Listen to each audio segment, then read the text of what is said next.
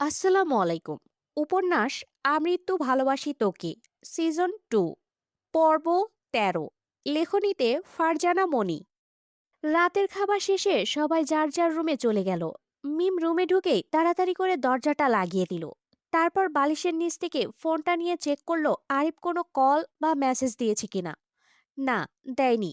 মিম আর অপেক্ষা করলো না, ও নিজেই কল লাগালো আরিফকে। একবার নয়, দুইবার নয়, প্রায় 7বার কল দিল, কিন্তু ওই পাশ থেকে কেউ কল রিসিভ করলো না। মিম হতাশ হয়ে দুহাত দিয়ে মুখ চেপে ফুপিয়ে কেঁদে উঠল আর আস্তে আস্তে আওড়ালো, কোথায় তুমি আরিফ? আজ যে তোমাকে আমার বড্ড বেশি প্রয়োজন। আমি যে তোমায় ছাড়া নিঃস্ব, বড্ড বেশি একা। মেসেঞ্জারে মেসেজের শব্দ পেয়ে মিমের ঘোর কাটল। ছুটে গেল ফোনের সামনে। হ্যাঁ, মিম যা ভেবেছে তাই। এই তো তার কাঙ্ক্ষিত মানুষটির মেসেজ। আরিফ, হাই। মিম, হ্যালো। আরিফ, কেমন আছো? মিম আরিফের প্রশ্নের উত্তর না দিয়ে আতঙ্কিত কণ্ঠে আরিফকে পাল্টা প্রশ্ন করল, এতগুলো কল দিলাম, কল কেন ধরলেন না? আরিফ, কাজ ছিল তাই ব্যস্ত ছিলাম। মিম অভিমানী কণ্ঠে বলল, ও। আরিফ, এতগুলো কল দিলে জরুরি কিছু বলবে? মিম ভেবে পাচ্ছে না কি করে আরিফকে বলবে তার বিয়ের কথা। মিম যখন ভাবনায় ব্যস্ত, তখন আরিফ আবারও মেসেজ দিচ্ছে, এই, ওই, এই মিম। ঘন ঘন মেসেজের টুং টুং শব্দে মিম বাস্তবে ফিরল। তাড়াতাড়ি ফোনটা হাতে নিয়ে রিপ্লাই দেওয়ার চেষ্টা করলো, কিন্তু কি বলবে সে আরিফকে? কি করে বলবে 1 সপ্তাহ পর তার বিয়ে? তাছাড়া আরিফের রিয়াকশনই বা কি হবে? মিম কাঁপা কাঁপা হাতে মেসেজ লেখা শুরু করলো, আরিফ, তোমার কথা অনুযায়ী আমি আব্বু আম্মুকে তোমার কথা জানিয়েছিলাম। তারা আমাদের সম্পর্কটা মানতে নারাজ। মেসেজটি সেন্ড হওয়ার সাথে সাথেই ওই পাশ থেকে রিপ্লাই মেসেজ আসলো, কি বলেছে মামা মামি? মিম, দুপুরে আব্বু আম্মুকে জানিয়েছিলাম। আম্মু শুনেই আমাকে একটা চড় মেরেছে। আর আব্বু বলেছে তোমাকে বিয়ে করলে ফুপির মতো আমাকেও আর খানবাড়িতে আসতে দেওয়া হবে না। আরিফ, ওহ। মিম চোখের পানি মুছতে মুছতে আবার লিখল, তুমি শুধু ও বলছো? তোমার কি একটুও টেনশন হচ্ছে না, নাকি তুমি আমার কথা গুরুত্ব দিচ্ছ না? আরিফ, আজব, গুরুত্ব না দেওয়ার কি আছে? আমি তো তোমার সকল কথাই শুনলাম। মিম, তাহলে কিছু বলছো না যে? তোমার কি কিছুই করার নেই? আরিফ, দেখো মিম, আমি তোমাকে ভীষণ ভালোবাসি। এটা যেমন সত্যি, তেমন তোমার ফ্যামিলিকেও আমি ভীষণ ভালোবাসি। আমার পরিবারকে আমার যতই কষ্ট হয়েছে মানিয়ে নিয়েছি।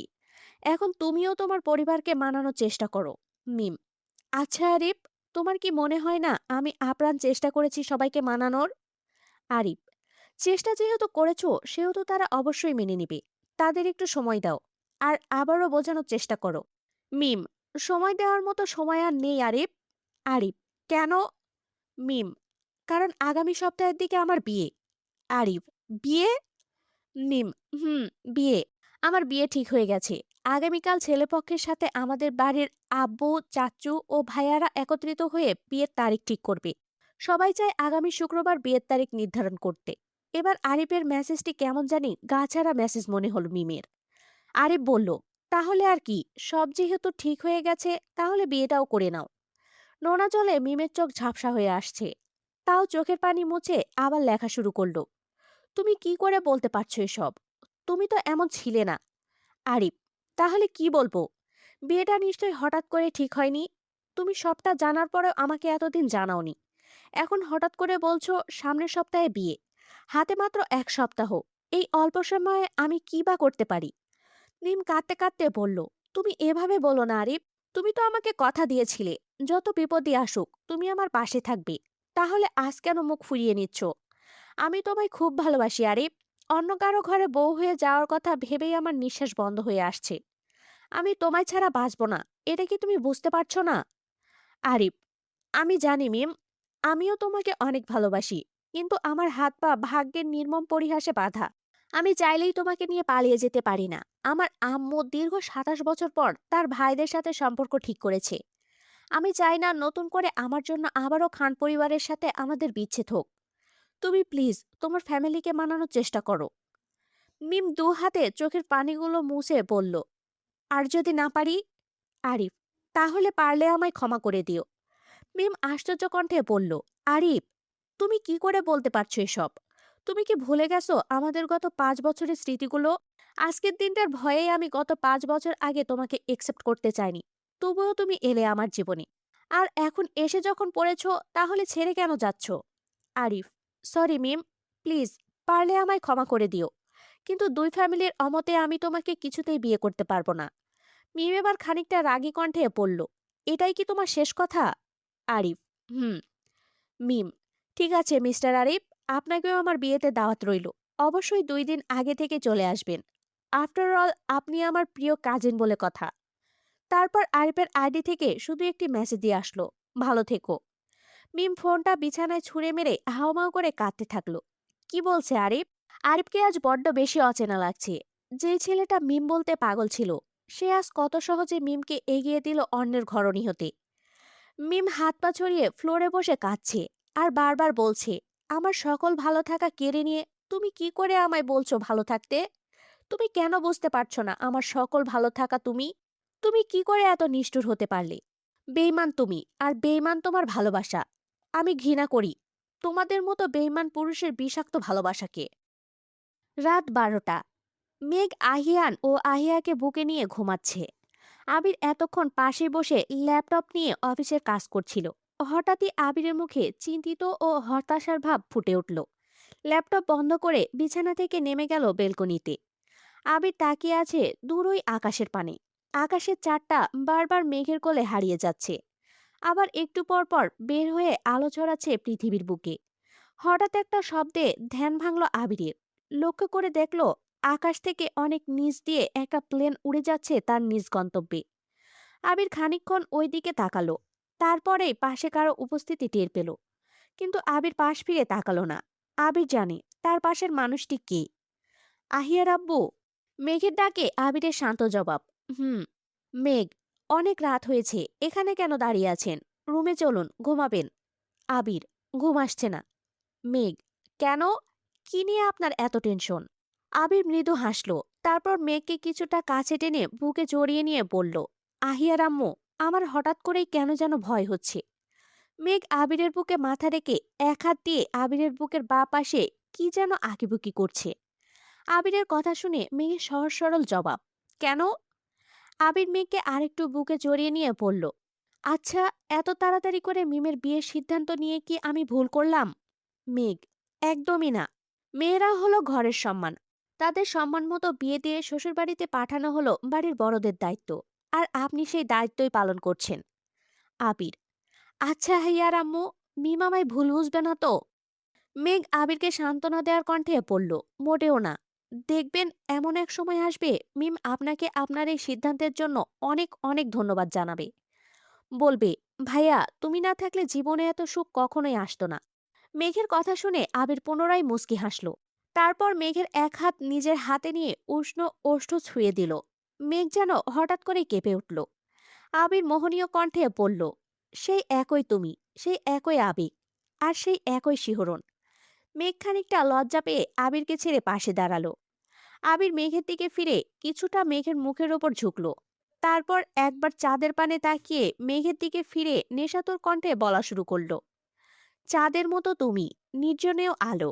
যেখানে যাই, কাদম্বিনী, তুমি পাশে চলো। তুমি নেই তো রাত ঝাপসা, আকাশ ফাঁকা। তুমি এলে রাতটা যেন প্রেমে ভরা ঢাকা। এই পৃথিবীর চাঁদ হোক শত আলোয় ভরা, তোমার মুখশ্রী ছাড়া তা লাগে সারা শূন্যধারা। তাই বলি বারবার, চাঁদ নয়, কাদম্বিনী তুমি। তোমায় নিয়েই রচি হৃদয় আকাশের ভূমি। মেঘ লজ্জায় ব্যালকনি থেকে চলে যেতে চাইল, কিন্তু আবির কি একা পেয়ে নিজের বউকে যেতে দেওয়ার পাত্র? মুহূর্তেই মেঘের ওড়না টেনে ধরল। মেঘ গলার কাছে ওড়নাটা খামচে ধরে দাঁড়িয়ে আছে। ইস, কি লজ্জা! বিয়ের এত বছর পরেও এই মানুষটা নিজের বউকে লজ্জা দিতে সর্বদাই প্রস্তুত। মেঘের সারা দেহটা লজ্জায় ক্ষণে ক্ষণে কেঁপে কেঁপে উঠছে। আবির মেঘের লাজুক মুখটাকে দু হাতের আজলায় নিয়ে মৃদু কণ্ঠে বলল: বউ, হোক না আরেকটা মধুময় রাত তোমার আমার। বলে আবির নিজের ঠোঁটটাকে নিয়ে আসলো মেঘের তীর তীর করে কাপা ঠোঁটের কাছে। মাম্মা, তুমি কোথায়? আহিয়ার কান্নার শব্দ পেয়ে মেঘ গাল থেকে আবিরের হাত সরিয়ে বলল: মেঘ কাঁদতেছে, আমি যাই। বলে মেঘ ছুটে গেল রুমের দিকে। উপস, বেচারি আবির। আবির এবার লুকিয়ে যাওয়া চাঁদবিহীন অন্ধকার আকাশের দিকে তাকিয়ে একা একাই বিড়বিড় করলো: শালার জীবন, এই জীবন রাইখা লাভ কি? এজন্যই বউকে বলেছিলাম বাচ্চাটা আর কয়েক বছর পর নেই। কিন্তু বউ কি আমার কথা শোনার নারী? যখনই বউটাকে একটু একলা পাই, তখনই ছেলে না হয় মেয়ে এসে আমার রোম্যান্সের 12টা বাজায়। আবির গিয়ে হন্তদন্ত হয়ে মেঘের পাশে বিছানায় গিয়ে শুয়ে পড়ল। ইতিমধ্যে মেঘ আহিয়াকে ঘুম পাড়িয়ে ফেলেছে। আবিরের উপস্থিতি বুঝতে পেরে মেঘ এবার আবিরের দিকে ফিরে শুয়ে পড়ল। কি আর করার। আবিরও একটা দীর্ঘ শ্বাস ফেলে মেঘকে বুকে নিয়ে ঘুমানোর চেষ্টা করলো। ভোরের প্রথম কিরণটা জানালার ফাঁক গলে ঘরে ঢুকতেই নিঃশব্দে বদলে যেতে লাগলো পুরো পরিবেশটা। রাতের ঘুম ঘোরে ডুবে থাকা শহর ধীরে ধীরে জেগে উঠছে। দূরের মসজিদ থেকে ভেসে আসছে ফজরের আজান। পাখিরা ডানা ঝাপটাচ্ছে, কেউ গানের সুরে, কেউ বা ডাকে সাড়া দিয়ে। ঘরের কোণে রাখা একটা পুরনো ঘড়ি তখন ঠিক ভোর 5টা বাজিয়ে জানিয়ে দিল এখানে একটা নতুন সকাল শুরু হয়েছে। সকালের একটা বিশেষ গন্ধ থাকে, টাটকা স্নিগ্ধ জীবনের মতো। বাতাসে শিশিরের ছোঁয়া, কাক ডাকা ভোরের প্রশান্তি, আর নতুন কিছুর আশার আলতো কাঁপুনি। আজকের এই সকালটা অন্যরকম, যেন কিছু একটা ঘটার অপেক্ষায়। ঘরের মধ্যে আলোটা ধীরে ধীরে স্পষ্ট হচ্ছে। জানালার ধারে দাঁড়িয়ে কেউ একজন চোখ মেলে তাকিয়ে আছে দূরের আকাশে। হালকা নীলচে আলো তার চোখে, মনে, মুখে ছড়িয়ে দিয়েছে বিষাদের ছোঁয়া। আজকের সকালটা শুধু আরেকটা দিন নয়, আজ থেকে বদলে যাবে কারো জীবনের গল্প। গতকাল সারা রাত দু চোখের পাতা এক করতে পারেনি মিম। সারা রাত কান্না করে চোখ মুখ ফুলিয়ে ফেলেছে। একদিনেই যেন মেয়েটার চোখের নিচে কালো দাগ পড়ে গেছে। এই পরিস্থিতিটা যে কত বিষাদের তা শুধু একটা মেয়েই উপলব্ধি করতে পারে।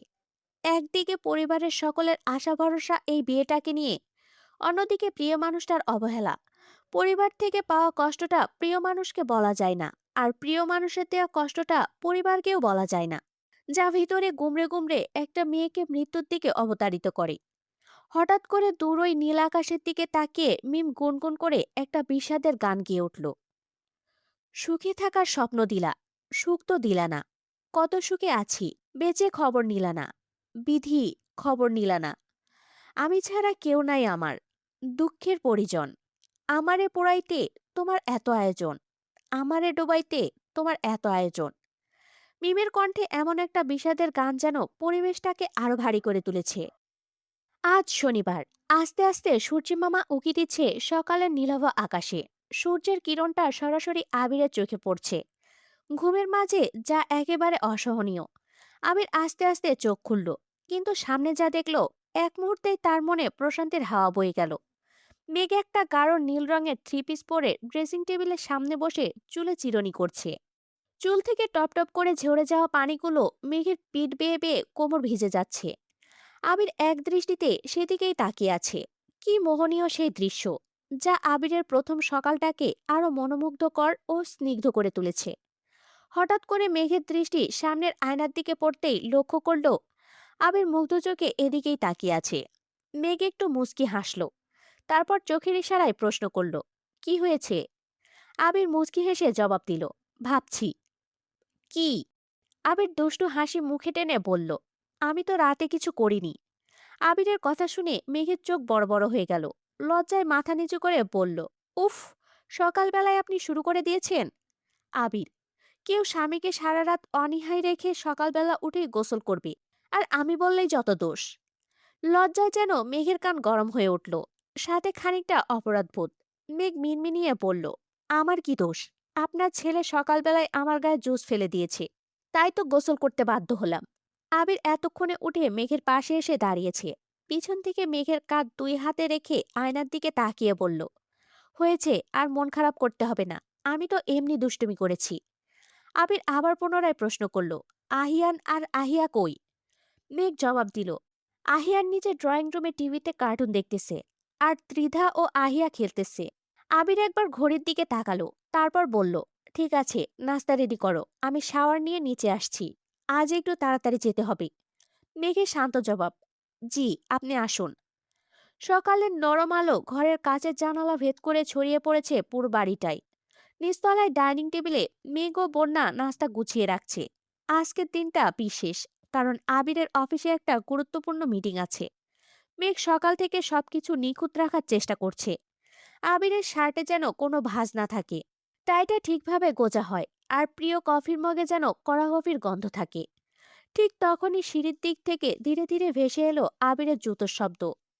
মেঘ একটু পেছন ফিরে তাকাতেই চোখ আটকে গেল। আবির নামছে সিঁড়ি বেয়ে। আজ যেন একদম রাজপুত্রের মতো লাগছে ওকে।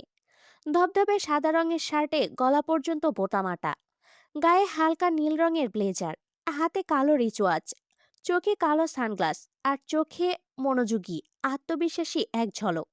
চুলগুলো পরিপাটি করে সেট করা, আর ক্লিন শেভ মুখে যেন একটা অদ্ভুত সৌন্দর্যের দীপ্তি।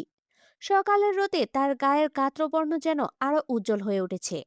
চোখে সেই পরিচিত গম্ভীর ভাবটা, যেটা মেঘকে বারবার না চাইতেও তার দিকে টেনে নিয়ে যায়। মেঘের হাতের চামচ থেমে যায়, চোখটা স্থির হয়ে যায় আবিরের মুখে। সেই হাঁটা, সেই উপস্থিতি, সবাই যেন ওকে প্রতি মুহূর্তে নতুন করে প্রেমে ফেলে দেয়। আবির নিচে নেমে এসে এক ঝলক তাকায় মেঘের দিকে। ঠোঁটে সামান্য এক চিলতে হাসি, ফিসফিসিয়ে পড়ল, কি হলো, এমন করে তাকিয়ে আছো কেন? মেঘ যেন হঠাৎ বাস্তবে ফিরে আসে। লজ্জায় গাল লাল হয়ে যায়। আস্তে আস্তে বলল, এই কিছু না, আজ একটু বেশি হ্যান্ডসাম লাগছে। মনে হচ্ছে সেই পুরনো আপনি। আবির হাসল। আবিরকে দেখে আজ মেঘের পুরনো স্মৃতিগুলো মনে পড়ে যাচ্ছে, সাথে পুরনো সেই চিরপরিচিত গান। আরে ভাইয়া, তোমাকে তো আজকে অনেক হ্যান্ডসাম লাগছে। তানভীরের কণ্ঠে ধ্যান ভঙ্গ হলো মেঘের। তাকিয়ে দেখলো আবির গিয়ে তার চেয়ারে বসে পড়েছে। আলী আহমেদ খান হাসি হাসি মুখ নিয়ে বলল, দেখতে হবে না ছেলেটা কার, আমিও একসময় এত হ্যান্ডসাম ছিলাম। আলী আহমেদ খানের কথা শুনে ড্রয়িং রুমে যেন হাসির ঝর্ণা বইছে। আলী আহমেদ খান আবার পুনরায় বললেন, আবির, আজকের মিটিংয়ের প্রস্তুতি কেমন? আবির খেতে খেতে জবাব দিল, আলহামদুলিল্লাহ ভালো। আপনি কোনো টেনশন করবেন না। ওদের কথার মাঝখানে মোজাম্মেল খান বলল, আরে ভাইজান, আপনি চিন্তা করবেন না।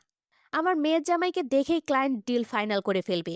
এইবার ইকবাল খান বলল, হুম, দেখো, ক্লায়েন্ট আবার নিজের মেয়েকে বিয়ে দিতে চায় কিনা তোমার মেয়ের জামাইয়ের কাছে।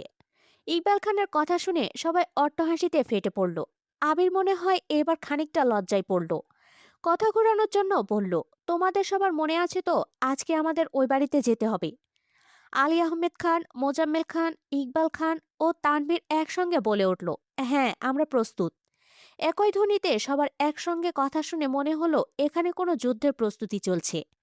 একে একে খাওয়া শেষ করে সবাই অফিসে চলে গেল। প্রতিদিন সকালে 2 ঘন্টা সময় ব্যয় করে মেঘ আহিয়া ও আহিয়ানকে খাওয়াতে। আজ ত্রিধাও এসে যোগ হয়েছে। মেঘ তিনটাকে খাওয়ানোর চেষ্টায় হাঁপিয়ে উঠেছে। আহিয়ান নানান বাহানা খাবার না খাওয়ার। সারাক্ষণ বাহানা দেয়, মাম্মা, আমি পাপার সাথে খেয়েছি। যা চরম ভুল কথা। প্রতিদিন সকালে অফিস যাওয়ার আগে সবাই যখন ডাইনিং টেবিলে খেতে যায়, তখন একে একে হাজির হয় আহিয়ান, আহিয়া ও ত্রিধা। ওরা খেতে পারুক আর না পারুক, ওদের একটাই উদ্দেশ্য, নিজেদের চেয়ারগুলোতে বসে পাপা, দাদু ও নানুদের সাথে গল্প করা। সময় চলছে সময়ের গতিতে। দেখতে দেখতে দিন পেরিয়ে বিকেল হয়ে আসলো। মিম সকালে নাস্তা খায়নি। অনেক ডাকার পর দুপুরে এসে দুপুরের খাবার খেয়েছে। মিমের মনে একটাই প্রশ্ন, বাড়ির সবাই কি আমার কষ্টগুলো বুঝতে পারছে না, নাকি বুঝতে চাইছে না? আমার পরিবারের চিরপরিচিত লোকগুলো তো এমন ছিল না। গতকাল সারা রাত না ঘুমানোর দরুন মিম খাওয়ার পর দুপুরে রুমে গিয়ে ঘুমিয়ে পড়ল। হঠাৎ কিছু চিৎকার চেঁচামেচি শব্দে মিমের ঘুম ভেঙে গেল। উপর থেকে নিচতলায় কথাটা যতটুকু শোনা যাচ্ছে, মিম বুঝতে পারলো আবির আর তানভীর চলে এসেছে। কি হয়েছে বোঝার জন্য মিম আস্তে আস্তে নিচে যাওয়ার প্রস্তুতি নিল। কিন্তু একটা কথা শুনে সিঁড়ির উপর থেকেই থমকে গেল মিম। আম্মু, সবাইকে মিষ্টি খাওয়াও, আগামী 4 জুলাই মিমের বিয়ে। মালিহা খান অবাক কণ্ঠে বলল, 4 জুলাই মানে তো আগামী শুক্রবার, আর আজকে শনিবার। তার মানে হাতে বেশি সময় নেই। আবির খুশি মনে হাসতে হাসতে সকলের উদ্দেশ্যে বলল, জি, আগামী শুক্রবার। তোমরা সবাই প্রস্তুতি নাও। আমরা আগামীকাল বিকেলে স্প্যারো ড্রিম হাউসে চলে যাব। পরে সেখানেই বিয়ের সকল আয়োজন করা হবে। রবিবার সকাল। খানবাড়ির ড্রয়িং রুমে যেন উৎসবের রং ছড়িয়ে আছে। চারদিকে ব্যস্ততা, রঙিন শাড়ির ঝলক, প্যাকেট গোছানোর হুড়োহুড়ি, আর বাড়ির কর্তৃত্বের রন্ধন ঘিরে করা নির্দেশনা। সবাই বেশ আনন্দিত, কারণ বাড়ির ছোট মেয়ে মিমের বিয়ে ঠিক হয়েছে। শুধু একজন মানুষের মনে আজ ঝড়, সে মিম নিজেই। মিম দোতলা সিঁড়ির এক কোণে দাঁড়িয়ে দাঁড়িয়ে ব্যাগ গোছানো দেখছে। তেমন কিছু বলছে না, হাসছেও না। চোখের পানি লুকিয়ে রাখার চেষ্টা করছে বারবার। মিমের মা আকলিমা খান এগিয়ে এসে বললেন, মা, মন খারাপ করিস না। তোর নতুন জীবন শুরু হতে যাচ্ছে। কত মেয়ে এই দিনটার স্বপ্ন দেখে। মিম কষ্ট চেপে মুখে একটুখানি হাসি আনার চেষ্টা করলো, কিন্তু ভেতরটা যেন কেউ চেপে ধরে আছে। কারণ সে জানে এই বিয়ে তার জীবনের সবচেয়ে বড় ভুল হতে চলেছে। চারপাশে কেউ বুঝতে পারছে না কিছুই। তানভীর, আবির, মেঘ, বন্যা সবাই মজা করছে। আহিয়া ও ত্রিধা সুটকেসের উপর চড়ে বসে আছে। আহিয়ান দাঁড়িয়ে আছে পাশে। বাচ্চারা তো ড্রিম হাউসের কথা শুনেই উত্তেজনায় কাঁপছে। আবির হাসতে হাসতে বলল, এই যে আহিয়ান, তুমি আহিয়া ও ত্রিধাকে সুটকেসের উপর উঠতে দিলে কেন? আহিয়ান, আমি বলেছি উঠতে, সে নিজেই উঠছে। আমি আবার কই উঠতে দিলাম? ওদের দেখে মনে হচ্ছে ওরাই ড্রিম হাউসের বরকনে। সবার হাসাহাসির মাঝে মিম চুপচাপ সিঁড়ি দিয়ে নিচে নামছে। একটা বাচ্চাও যেন খেয়াল করে না তার মুখের বিষণ্ণতা। কেউ কল্পনাও করে না তার চোখের পেছনে লুকিয়ে থাকা আরিফের মুখ। আরিফ, যার সাথে 5 বছর প্রেম, যার কথা শুধু মিমের মা আর বাবা জানে। আর আজ তার বাবা মা মিমকে এই অন্য বিয়েতে রাজি করিয়েছে। সময় বদলে দেয় অনেক কিছু, মিম বারবার শুনেছে। কিন্তু তার ভালোবাসা কি সময়ের কাছে হেরে যাবে? দুপুরে খানবাড়ির 4টে গাড়ি একে একে ঢুকে পড়ল স্প্যারো ডিম হাউজে। বাড়ির সামনে বিশাল বাগান, ঝকঝকে পাথরের রাস্তা আর ফুলে সাজানো ছোট্ট গেট। এ কয়েক বছরে আবির বাড়িটাকে অনেক সুন্দর করে গুছিয়েছে। যদিও মেঘ বিয়ের পর আসেনি একবারও। আবির বলেছিল অনেকবার, চলো কয়েকদিনের জন্য ওই বাড়িতে যাই, কিন্তু মেঘ আসেনি। আবির এই বাড়িতে একজন কেয়ারটেকার রেখেছে, যার নাম কুদ্দুস। কুদ্দুস চাচাই সারা বাড়ি ও বাগানের ফুলগুলো রক্ষণাবেক্ষণ করে। আবির এই গত কয়েক বছরে স্প্যারো ড্রিম হাউসের 2য় তলার কাজ সম্পন্ন করেছে। বাড়িটাকে আরো আকর্ষণীয় করার জন্য বাড়ির চারপাশে গড়ে তুলেছে সুন্দর ও মনোরম ফুলের বাগান। বাগানের এক কোণে একটা দোলনা বসানো, আর তার এক পাশে একটা টেবিল সহ কয়েকটি চেয়ার। বাড়ির এক কোণে তৈরি করেছে বাচ্চাদের খেলার জন্য কিডস জোন। মালিয়া খান গাড়ি থেকে নিচে নেমেই বললেন, এই বাড়িটার নাম এত সুন্দর কেন রে? Sparrow dream house. কেউ যেন উড়ে যাওয়ার স্বপ্ন দেখে এখানে। তানভীর বলল, হ্যাঁ বড় আম্মু, শুধু স্বপ্ন দেখেই না, অনেক সময় কিছু মানুষ সেই স্বপ্ন থেকে হারিয়েও যায়।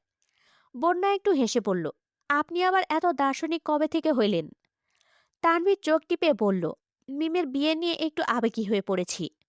কেউ জানে না এই মিমের বুকেই জমে আছে সবচেয়ে বড় সত্য, যেটা লুকানো আছে আরিফের নামে। সেই নাম কেউ উচ্চারণ করে না, কারণ কেউ জানেই না। শুধু আকলিমা খান আর তার স্বামী জানেন। তাদের মেয়ে এখনো চোখ বন্ধ করলেই যে মুখটা দেখে সেটা আরিফের। বাড়ির উঠোনে মঞ্চ তৈরি হচ্ছে। বড় বড় রঙিন কাপড় টানানো হচ্ছে। আলো ঝুলানো হচ্ছে গাছের ডালে। ছোটরা দৌড়াদৌড়ি করে একে অন্যকে ফুল মারছে। আলী আহমেদ খান চিৎকার করে বলছেন, এই লাল বাতিটা কে লাগালো? নীল সাদা বলেছি না? ক্যাটারিনের একটা ছেলে এসে বলল, আমি লাগাইছি খালুজান। রং নিয়ে এত ঝামেলা কেন? পছন্দ না হলে আমি পাল্টে দিব। আলী আহমেদ খান তেজি কণ্ঠে বললেন, তাড়াতাড়ি পাল্টাও। বাড়িতে বিয়ে, কোনো স্বাধীনতা দিবস না। একপাশে বসেছিল মিম, মুখে হাসি নেই। আবির তার পাশে এসে ফিসফিস করে বলল, তুই ঠিক আছিস তো? মিম কিছু না বলে মাথা ঝাঁকালো। আবির একটু তাকিয়ে বুঝে ফেলল সব ঠিক নেই, কিন্তু কিছু বলল না। বাড়ির পুরুষরা মিমের বিয়ে উপলক্ষে সবাই সবার কাছ থেকে 1 সপ্তাহের ছুটি নিয়েছে। তানভীর এক কোণে দাঁড়িয়ে ক্যাটারিং এর লোকগুলোকে সবকিছু বুঝিয়ে দিতে ব্যস্ত। আবির গিয়ে পাশে দাঁড়িয়ে পড়ল, কিরে, সব ঠিক মতো হচ্ছে তো? তানভীর হেসে জবাব দিল, জি ভাইয়া, এখন পর্যন্ত সব ঠিকই আছে। আবির তানভীরের কাঁধে এক হাত রেখে পড়ল, পরবর্তীতেও যেন সব ঠিক থাকে, কোনো ভুল যেন না হয়। আমার অনেক স্পেশাল গেস্ট আসবে। তানভীর, ঠিক আছে ভাইয়া, তুমি নিশ্চিন্তে থাকো।